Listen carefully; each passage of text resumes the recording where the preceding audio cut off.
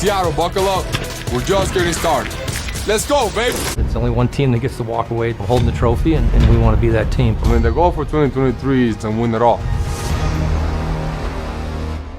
If you're part of the 70% of viewers not subscribed, come aboard and make sure to hit that button if you enjoy the content and join the wonderful subscribers of the channel. The Seattle Mariners are mid. Very mid. They're the definition of just meh. Not bad, but not good. Just mid. But I would be doing you a disservice to not praise this pitching staff they got out in Seattle. Luis Castillo is an absolute dog. He's had great potential the moment he entered the league with the Cincinnati Reds, but that hasn't changed as the years have gone by. Years that eventually turned him into a Mariner, with Castillo only seeming to improve and get better as the years progress. So far in 2023, he's picked up right where he left off from 2022, throwing the most innings on the team, has the lowest ERA in the rotation with under 3, all while putting up great strikeout numbers. He's nasty, but that isn't all. George Kirby has practically the same amount of innings as Castillo with an ERA a little over 3. He's doing great, getting the job done. Logan Gilbert, another mid-20s starter, is doing pretty well in eating up innings. So that's 3 solid starting pitchers at the top of your rotation, a rotation that lost Robbie Ray to Tommy John surgery, and those 3 guys have really picked it up and done what they need to do. The new rookie Bryce Miller is another solid rotation arm who's helped out, and as far as the bullpen, Paul Sewald's been good as the closer, and there are plenty other nice options the Mariners have in their group of relievers. So overall, I mean, this pitching staff has done pretty much everything you could ask for, especially for one that, like I said, lost Robbie Ray and won't have him for the rest of the season. They've done their job, so has the offense done their job? No, absolutely not. And that's where we get to why the 2023 Seattle Mariners, as of right before the All-Star break, are mid. It's an incredibly weak offense. You gotta start with J-Rod. Julio Rodriguez, last year's American League Rookie of the Year, well, he just hasn't hit anywhere near what he did last year. In 2022, he was a really good hitter, especially for it being his first year and all, but in 2023, Julio has still been an above-average bat, but for someone who's supposed to be a superstar, barely above average just isn't good enough. I will say I have all the faith in the world that Julio will get it going. He's too good not to. My prediction is that by season's end, his numbers will look a lot better than they do now. As for the rest of the offense, I'm not quite sure that's the case, which is the bigger issue here. One of the offseason acquisitions, Colton Wong, has been terrible. He's also dealt with some issues with his wrist, but his hitting has been so bad to the point where he's bringing a big negative value to the team. He's hitting 167, has an OPS plus 64 points below league average, as 100 is league average and his is 36. That is so bad. AJ Pollock hasn't really been any better. In fact, he's bringing in negative value as well, hitting 159 with an OPS plus 53 points below league average. Okay, so those are the nightmarish situations. I got those out of the way. The hitters who have just been straight up terrible, and there's no other way around it. As for the rest of the lineup, it's just a ton of mediocrity on top of more mediocrity. Like, for example, Kyle Raleigh, the catcher, the guy you saw in the very first clip of this video hitting the postseason clinching home run last year. He's just been offensively.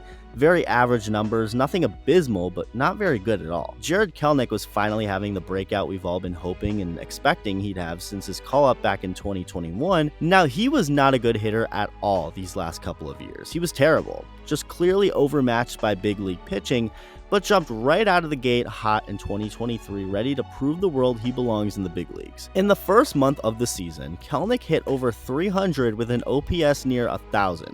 And I can't emphasize enough how terrible he was in 2021 and 2022. I mean, just nothing encouraging about his bat. So it was really cool and awesome to see him finally crushing the ball to kick off 2023. May wasn't awful, but it was a big downgrade from what he did in April, and then the month of June has just been brutal.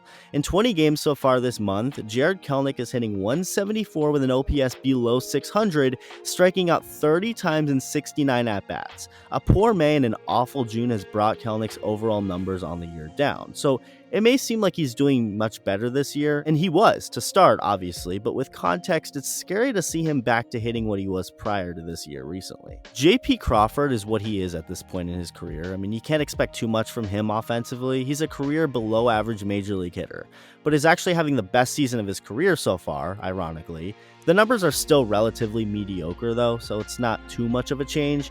Another newcomer, Teoscar Hernandez, who was awesome with the Blue Jays for the last 3 seasons, hasn't been nearly as bad as some of the other new guys like Wong and Pollock, but Teoscar has definitely dropped off. His numbers? Mediocre. I mean, this is just the trend you're getting with the Seattle offense. Eugenio Suarez has been bad. Ty France, pretty good, but still closer to being a mediocre bat than not, although he has had a good month of June, so hopefully that keeps going. But yeah, you put this all together and you get a whole lot of mid, not a lot of thump offensively here. As a team, it all adds up. The Mariners are a bottom tier offense, not the worst offense, but bottom tier. They have a better OPS than only 6 teams, and only one of those 6 teams currently has a playoff spot. It's the Milwaukee Brewers, with the only reason they have a playoff spot in the first place being the fact that they're in the weakest division in the National League.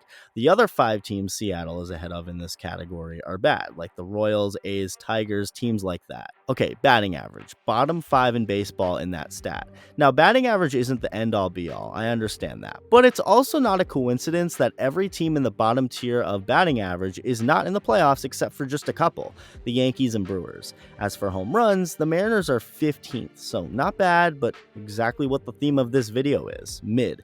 Literally right smack in the middle of the league. Not bad, but not good, just there.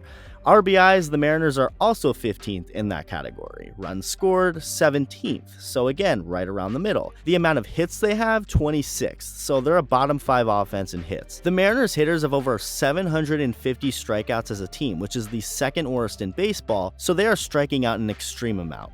And then for on-base percentage and slugging percentage, the Mariners are 24th in both of those categories.